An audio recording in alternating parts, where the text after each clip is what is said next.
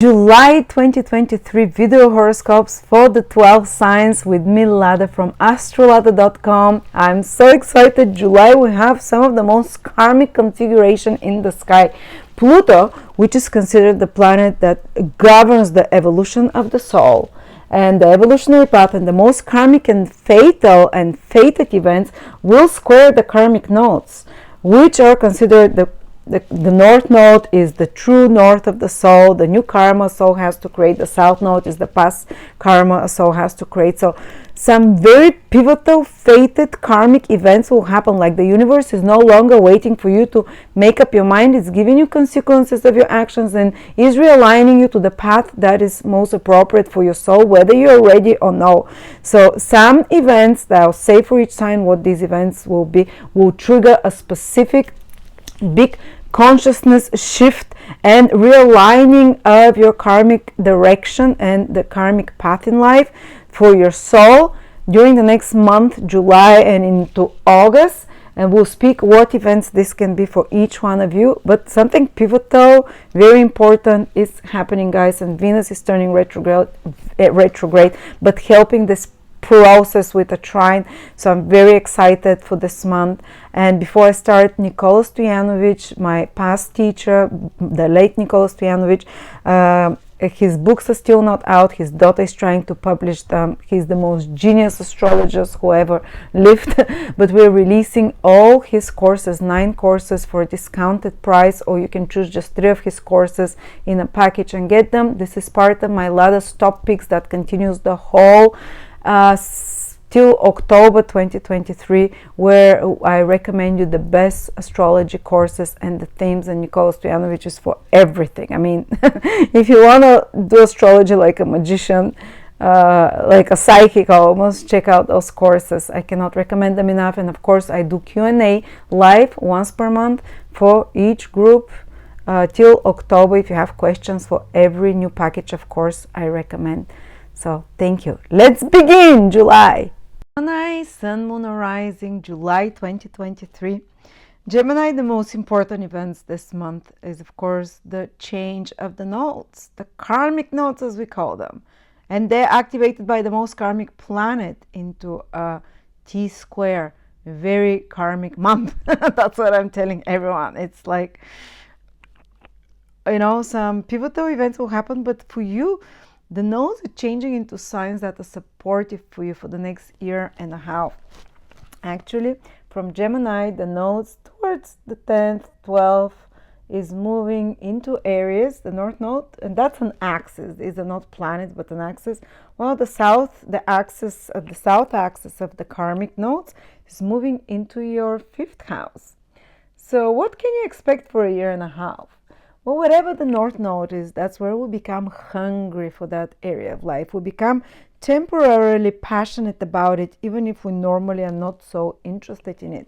We can become quite excitable about it. So in your case, that can be about social life, what is happening in the world, politics. You might get involved yourself in movements, in groups of people with like-minded interests. You know, you'd want to be socially active. And that's very familiar energy to Gemini, because the 11th house is an air house and you're an air sign, so you're naturally social sign. And the north node accents and enhances this hunger for social interactions. So some of you might join groups, some of you online or in real life, some of you might start participating in, I don't know, whatever you want to do. When you do it through Rahu house, you can be much more successful. And you can, even if you want to lose weight, go on a group, you know, do it with a group, that you start some diet together online with a group or with friends. Or go on classes online, or go on classes in a group where you meet people, where you're able to socialize with them. Because Rahu, wherever it goes, we can have very fast success and results. It does not, like Saturn, make us work the hard way, take the lawful ways. No, the north node can act like an elevator, like a lift, that instead of climbing on the stairs like everyone else does it, when the North Node transits a house, you can take the lift up to the top. So do you want anything to do? You can rise, for example, very fast on social scale when the North Node is in the 11th house for a year and a half ahead. Because the 11th house is already an ambitious house of dreams and wishes. And if you want to belong to some prestigious group, have some privileges of some sort, the North Node transiting there can give it to you. It will definitely make you more ambitious to be recognized to society, to be seen. So now can be a time where you will become much more popular, widely known over the next year and a half in social circles, sometimes even positions that are social and that are socially involved in some way that will have impact on larger groups of people. If you have your own business, you can really expand your followings, the number of followers, for example, the number of clients that you have, your reach to people about your products or your ideas or your political views or whatever it is you want to spread out there. The 11th house is the house of spreading and reaching as many people as possible, of going viral, that's what they call it nowadays, and having influence on way more many people. So use it, whatever, translate whatever I'm telling you about this 11th house. If you're at school, you might be more popular. You might join the popular group now, or you might have access to, if you're still younger, to a group of people that you've always wanted to belong to be cool, or you might get accepted to a certain club that gives you access to something or more prestige, or if you're a businessman, more clients, more network. You can meet some people that with prestigious positions, that ambitious or more wealthy, or people that open doors for you now, and connections that can become financially, materially, and socially beneficial for you, for business or whatever it is. The 11th house is also the house where you can meet new friends when Rahu is there. Then they're not necessarily deep friendships. Now, you see, Rahu can trigger friendships that are more driven from useful interests together, because they can help you or you can help them in some way, but there is some material benefit at the end of that. There is some usefulness for your prestige or reputation, or for your dreams and goals that they help you achieve. They can be people that you start belonging, like a social climber. You can climb socially now because you join the right group of people, that you're seen with the right friends, with the right glamorous or whatever famous friends, or some kind of, think in those lines. Or definitely it can just expand the kind of people that are in your life, because North Node does not discriminate. It chooses based on can I benefit, and not if it's moral or no. And it's very adventurous and risque. So the North Node, you can make some new friendships. Usually North Node is something that people that are very different than you, from upbringing, from social class, different color of skin, different religion, or different social standing than you, even foreigners, or they come from a very different place than you. Say you live in Alaska, they live in Florida.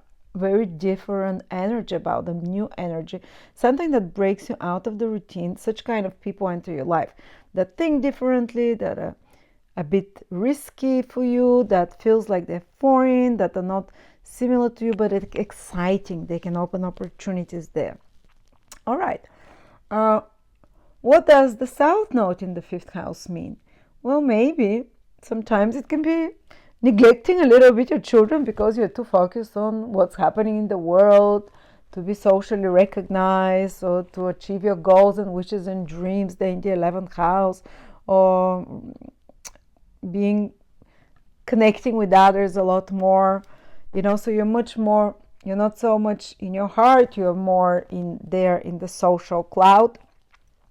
So sometimes I've seen it when the South Node transits the 5th house, children leave home, they go, maybe you disconnect a little bit from them, and that can be a natural and good process, that there is not much codependence, say, for some of you when children are growing up a bit.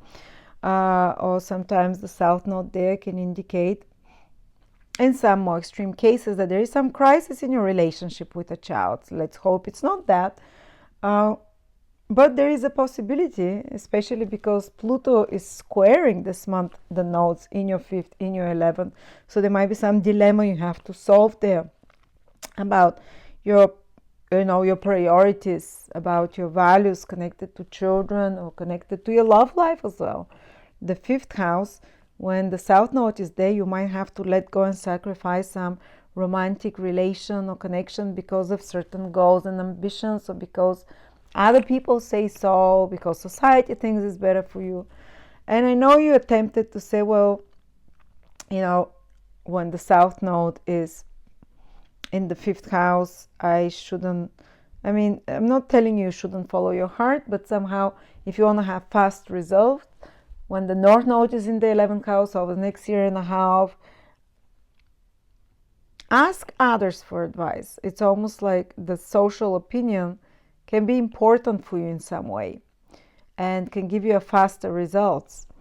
While with the South Node in the 5th house, sometimes there can be the need to sacrifice a romantic relationship or have less fun and time for your own personal pursuits of pleasure, some hobbies that you might have, the things that you like doing on your free time alone. You might not have as much time for those when the South Node transits the 5th house as a gesture of sacrifice, because you're much more involved with this more social 11th house, where you're pursuing some kind of recognition, some kind of social recognition, public recognition, or goals and dreams that you're putting your passions, energy, and time.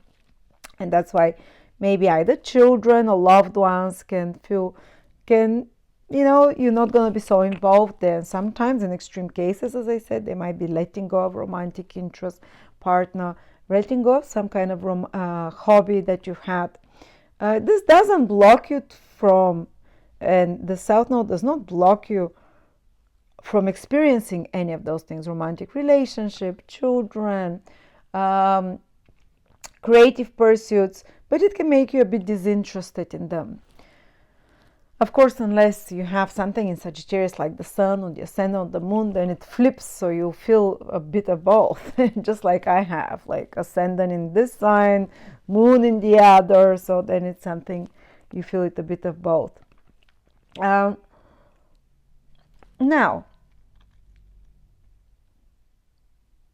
because the nodes are squared this whole month in July by Pluto, there can be some situation for some of you that is more critical, more karmic, that you're being asked to make some important decision in regards to either your love life or your social life, your goals and dreams, or your creative projects.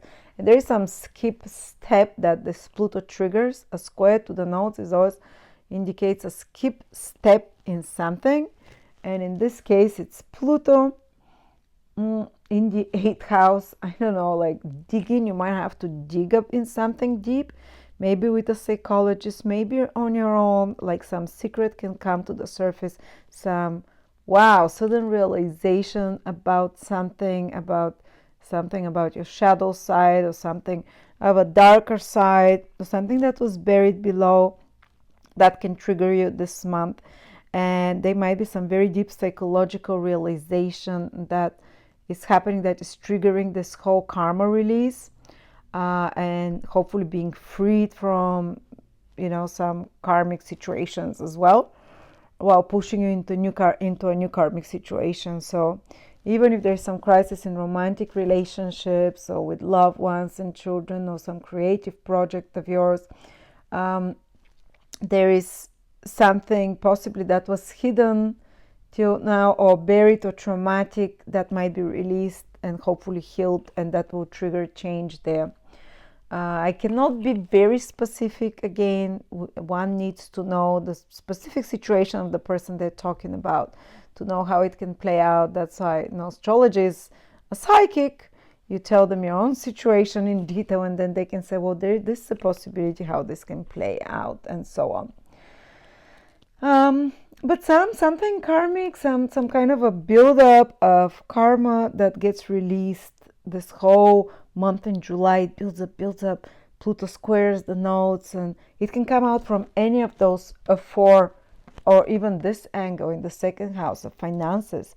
So it can be a situation that is karmic about finances, money, your partner's resources, your mutual finances, insurances, inheritances, secrets, dramas, psychological situations, or children, lovers, romantic interests, creative projects, or friends, with people in your social environment, or your goals and dreams and wishes. All of those angles, something very karmic can transpire from one of those areas.